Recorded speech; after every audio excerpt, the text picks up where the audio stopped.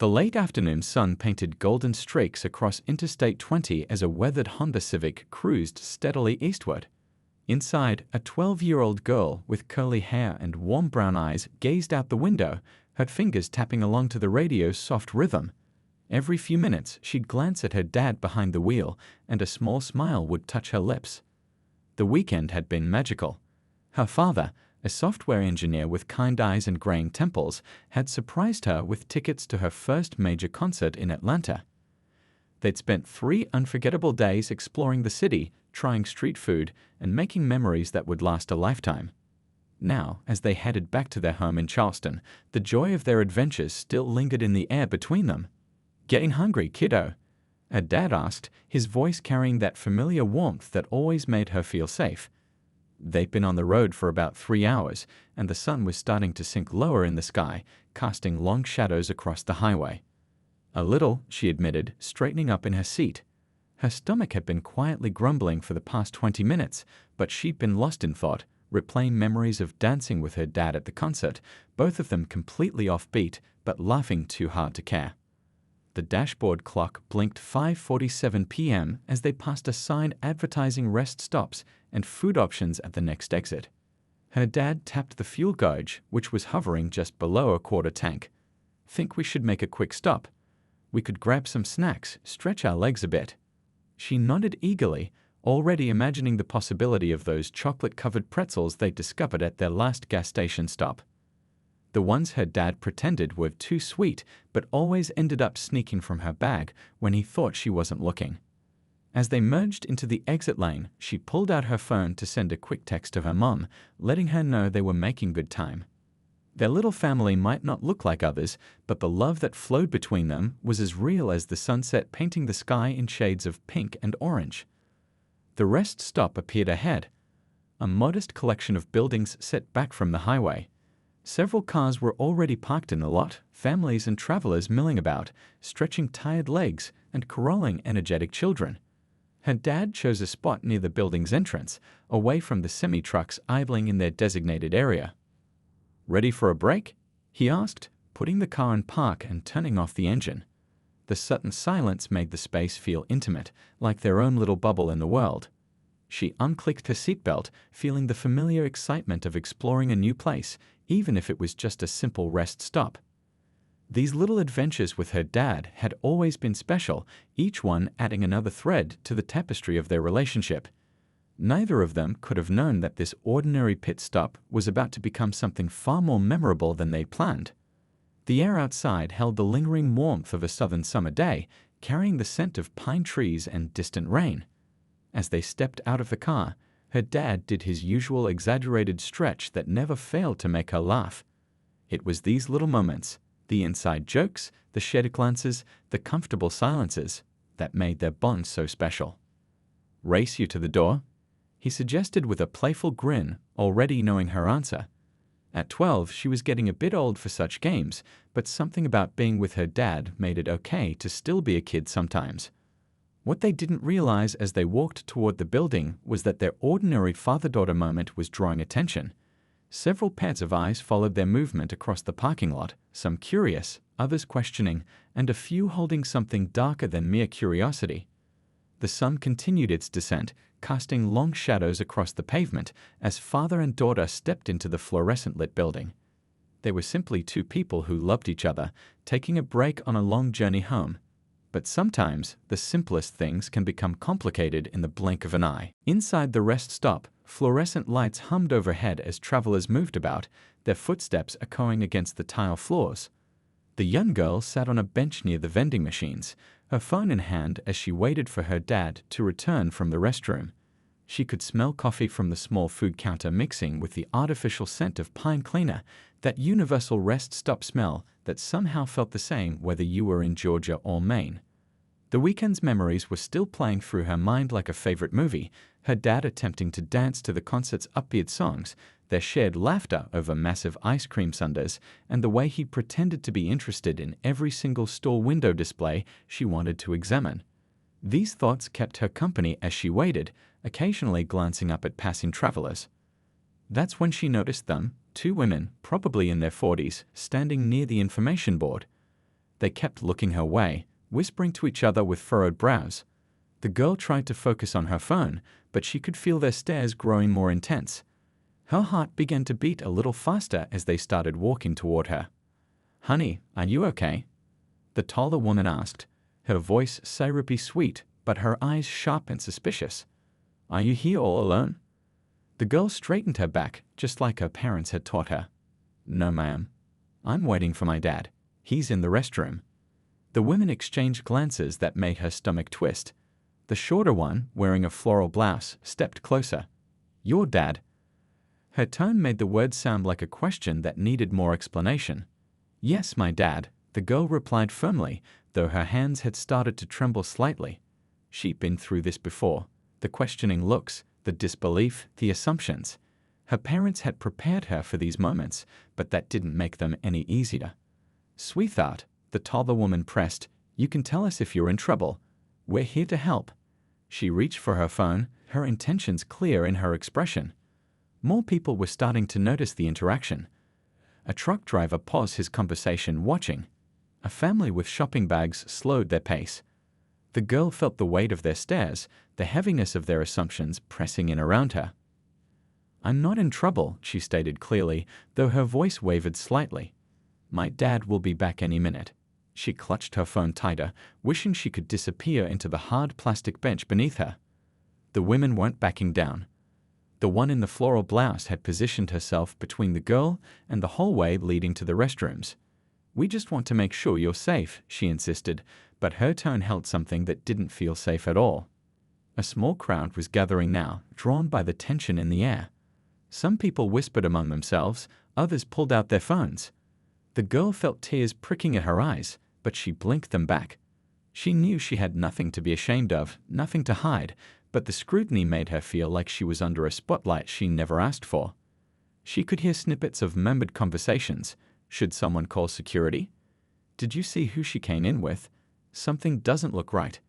Each whisper felt like a tiny needle pricking her skin. The girl thought about her weekend, how her dad had surprised her with front row tickets, how he'd spent an hour helping her pick out the perfect outfit, how he'd held her hand during the loud parts of the concert because he knew she didn't like sudden noises.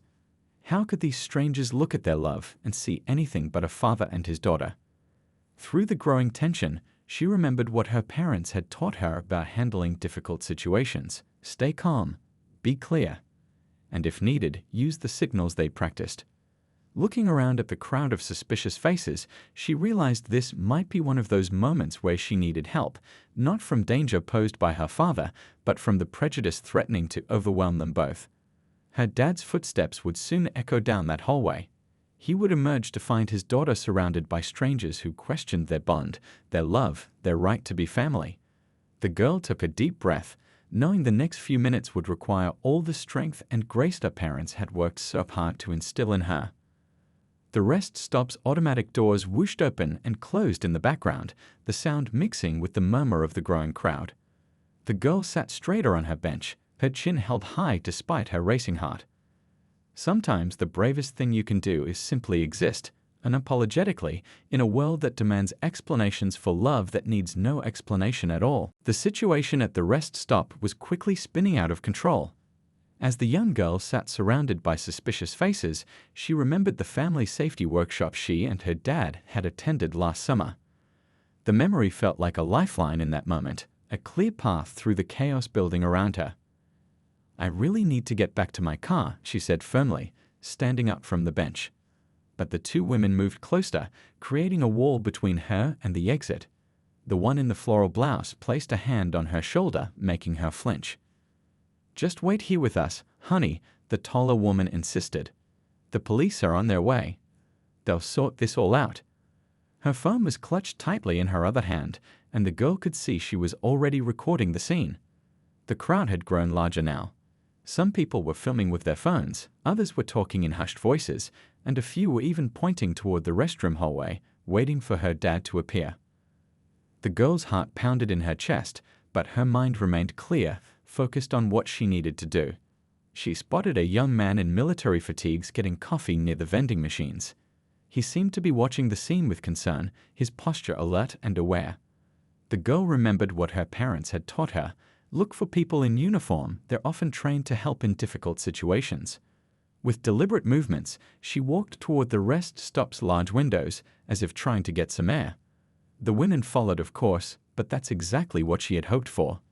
Now she had a clear line of sight to both the military man and the parking lot where other travelers were coming and going. Keeping her movements subtle, she raised her hand to brush her hair back. 3 fingers pressed against the window glass, once, twice, 3 times. It was the distress signal she had learned, not because she was in danger from her father, but because she needed help handling this crowd of strangers who couldn't see past their own prejudices. The man in fatigues straightened slightly, his coffee forgotten on the counter. She could see the moment he recognized the signal. His entire demeanor shifted from casual observer to alert protector. But he didn't rush in. Instead, he began moving carefully around the edge of the crowd, assessing the situation. The girl continued her silent call for help, adding another signal they'd learned in the workshop. She tapped her phone against the window 3 times, then pointed to her dad's contact photo on the screen, a picture of them at her last birthday party, both grinning with cake frosting on their noses. More voices joined the chorus of concern around her. "The police will be here in 5 minutes," someone announced. "Don't let her leave." Another person called out. The girl felt tears threatening again, but she held them back. She needed to stay strong for her dad, who would walk into this nightmare at any moment. She could hear heavy boots approaching. The military man was getting closer, but moving cautiously, observing everything. The girl noticed he was taking in details others had missed. The way she kept looking anxiously toward the restroom hallway rather than the exits, the family photos in her phone case, the concert wristbands she and her dad still wore matching on their wrists. Through the window, she could see dark clouds gathering in the distance. A summer storm was rolling in, matching the tension building inside the rest stop. The fluorescent lights seemed to buzz louder, the air conditioning hummed with more intensity, and every whisper from the crowd felt like a shout in her ears. Then she heard it, the sound of the men's room door opening.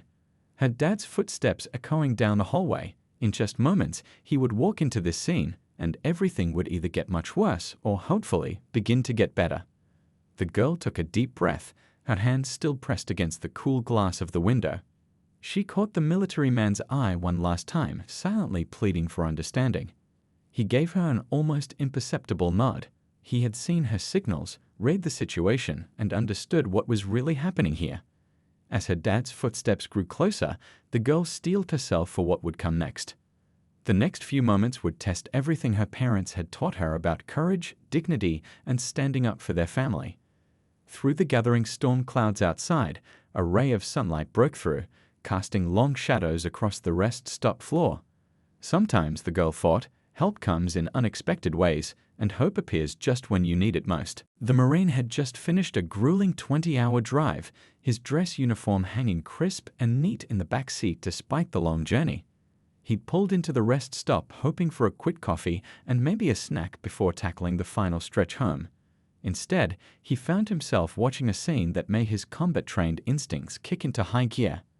At first glance, it looked like a typical rest stop crowd, travelers stretching their legs, kids running around vending machines, the usual mix of people you'd expect. But something was off. There was a tension in the air that reminded him of his training sessions on recognizing hostile situations. He'd been standing by the coffee machine, stirring sugar into his cup, when he first noticed the young girl. She couldn't have been more than 12, and there was something about her composure that caught his attention. Despite being surrounded by increasingly aggressive adults, she held herself with remarkable dignity. The Marine had just completed an advanced course on human trafficking awareness last month. The memory of those training sessions flickered through his mind as he observed the scene unfolding before him. But something wasn't adding up. The typical signs of trafficking weren't there. Instead, he noticed different indicators, the way the girl kept glancing anxiously toward the restroom area rather than the exits, the concert wristband she wore, the family photos visible in her phone case. Then he saw it, 3 fingers pressed against the glass, tapping out a pattern he recognized instantly. The universal distress signal. His coffee forgotten, he straightened up, years of training kicking in. But this wasn't a battlefield, and rushing in wouldn't help. He needed to assess, analyze, and act with precision. Moving carefully around the edges of the growing crowd, he picked up snippets of conversation that painted a clearer picture. Two women had appointed themselves as protectors, but their protection seemed more like harassment. They had effectively trapped the girl, preventing her from moving freely, all while claiming they were helping. The Marine thought about his own family, about the times his sister had faced similar prejudices because her adopted children didn't share her features. The memory made his jaw clench, but his training helped him maintain his composure. He watched as the girl tapped her phone against the window, another signal, this one showing a photo that told its own story. Thunder rumbled in the distance as he positioned himself strategically between the restroom hallway and the main group. He could hear approaching footsteps, steady, unhurried, completely unaware of the storm about to break. The girl's father was about to walk into a nightmare scenario, and the Marine knew the next few moments would be crucial. His mind raced through his conflict resolution training. He'd handled tense situations in war zones, but this was different. This was about prejudice, assumptions, and the need to protect an innocent family from well-meaning but misguided interference. The rest stop's fluorescent lights flickered as another rumble of thunder shook the building. Through the windows, he could see the storm clouds gathering, matching the darkness of the situation inside. But his presence had been noticed now. Several people in the crowd had spotted his uniform, and he could see them reassessing their assumptions. The Marine took a deep breath, centering himself. He'd learned in training that sometimes the most powerful weapon isn't a gun or a tank, it's the ability to help others see the truth they're missing. As the footsteps from the hallway grew closer, he prepared himself to step in, not as a soldier this time, but as a protector of a different kind. Rain began to patter against the windows, creating a gentle backdrop to the tense scene. The girl caught his eye again, and he gave her a subtle nod of reassurance. He understood now. She wasn't signaling distress about her father. She was asking for help, dealing with a crowd that couldn't see past their own biases. The automatic doors whooshed open, letting in a gust of rain-scented air and a family of travelers who immediately sensed the tension and stopped in their tracks. The Marine could hear the father's footsteps getting closer. In just moments, everything would change. His training had prepared him for combat zones, but today he would use those skills to protect something equally precious, a family's right to exist without explanation. The moment the father emerged from the hallway, time seemed to slow down. He stepped into the main area, still adjusting his glasses, completely unaware of the storm brewing around his daughter. The crowd's reaction was immediate. Whispers turned to murmurs, phones raised higher, and the two women moved closer to the young girl. The Marine watched as recognition dawned on the father's face. First confusion, then concern, and finally, as he saw his daughter surrounded by hostile strangers, a flash of fear that he quickly masked with remarkable composure. This was clearly not their first experience with prejudice, but that didn't make it any easier. "What's going on here?" the father asked, his voice steady but tight with worry.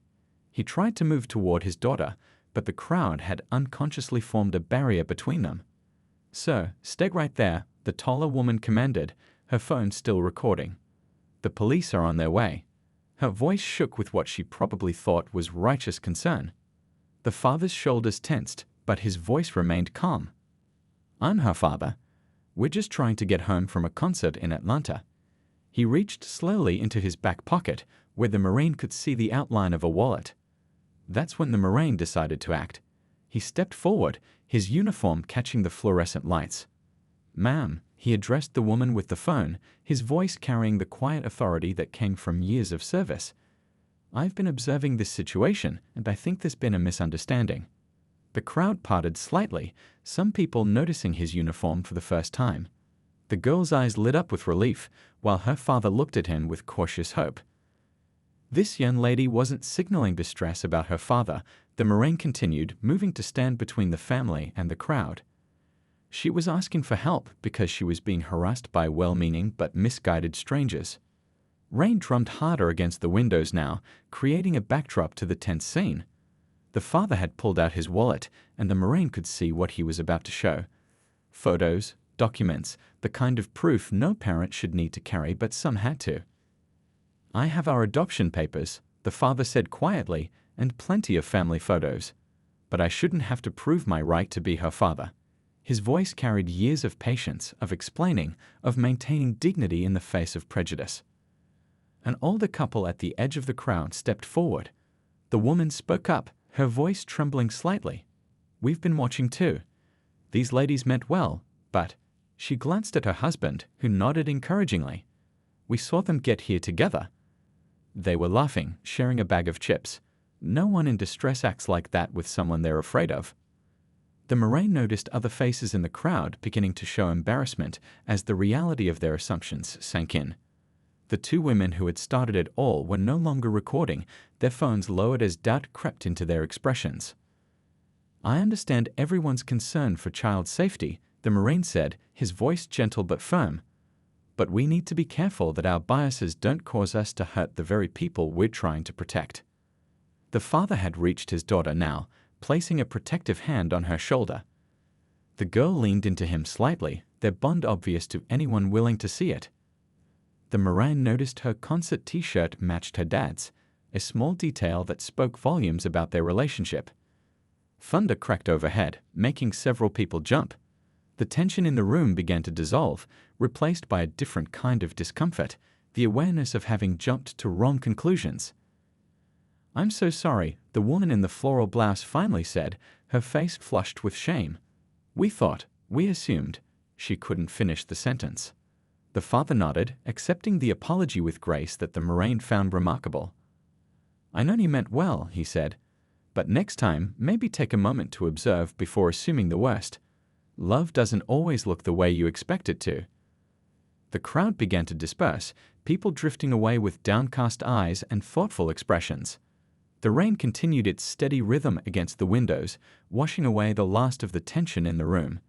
Something had shifted, not just in the immediate situation, but perhaps in the hearts and minds of those who had witnessed it. The storm outside had settled into a gentle rain, matching the calmer atmosphere that now filled the rest stop. As the crowd dispersed, small groups of people lingered, their expressions a mix of embarrassment and reflection. The father kept his arm protectively around his daughter's shoulders as the Moraine helped create some space around them. "Would you like to sit down for a moment?" the Moraine asked, gesturing toward the small cafe area. "I think we could all use a breather." The father nodded gratefully, guiding his daughter toward a quiet corner table, away from curious eyes. The girl's hands were still shaking slightly as she slid into the booth, but her chin was held high.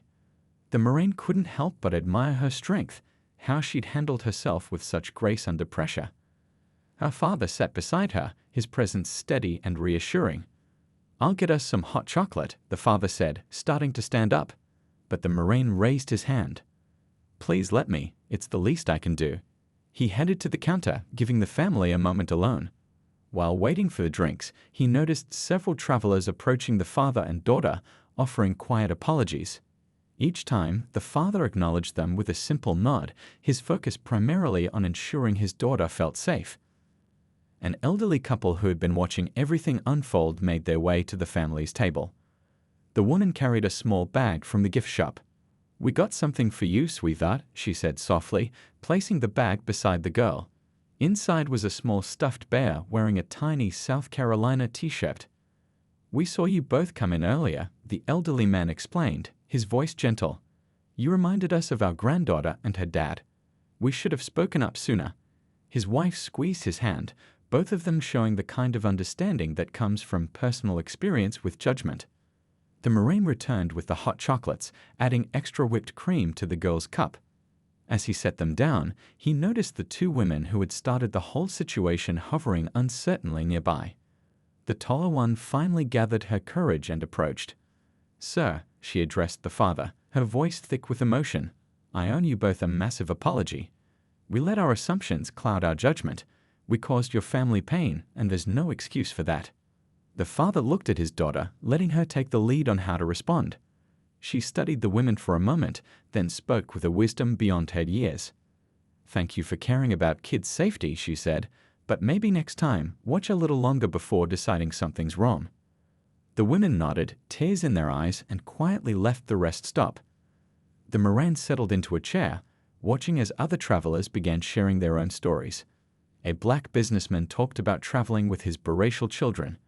An Asian woman described similar experiences with her adopted son. What had started as a moment of prejudice was transforming into an impromptu community of understanding. Outside, the rain had started to ease, and patches of blue sky peeked through the clouds. The father pulled out his phone to check the time, then smiled at his daughter. "Think we should get back on the road? Mom's probably wondering what's taking us so long." The girl nodded, gathering her new stuffed bear and the remnants of her hot chocolate. The elderly couple had discreetly paid for snacks for their journey, leaving them at the table with a note that simply read, "For the road ahead." As they prepared to leave, other travelers made way for them, offering small smiles and nods of respect. The Marine walked them to their car, using his umbrella to shield them from the lingering drizzle. The parking lot puddles reflected the emerging sunshine, creating little pools of light around their feet. "Thank you," the father said simply, extending his hand to the Marine, "for seeing the truth when others couldn't." The girl hugged her bear close and added, "And thank you for noticing my signal. Dad taught me that last summer, but we never thought we'd need to use it like this." The Marine smiled, remembering his own training about looking beyond surface appearances. "You both handled this with incredible grace," he said. "And you," he addressed the girl directly, "showed remarkable courage today." As they got into their car, the girl rolled down her window. "Will you be okay driving in the rain?" she asked the Marine, showing the same concern for others that she'd received from the kinder travelers inside. The father started the engine, and the radio came to life, playing the same song they'd danced to at the concert. The girl's face lit up at the memory, and for a moment, all the tension of the past hour melted away. They were just a father and daughter again, heading home from an adventure that had taken an unexpected turn, but ultimately brought out the best in some people and valuable lessons for others. 2 weeks after the rest stop incident, the young girl sat at her desk, carefully arranging photos from the concert weekend in a colorful scrapbook. The ticket stubs, somewhat crumpled from being in her dad's pocket, held a special place on the page. Next to them, she placed a small drawing of the stuffed bear she'd received that day, now sitting proudly on her bedside table. Her mom walked in, carrying a plate of fresh cookies and peering over her shoulder at the project. "How's the essay coming along?" she asked, setting down the snack.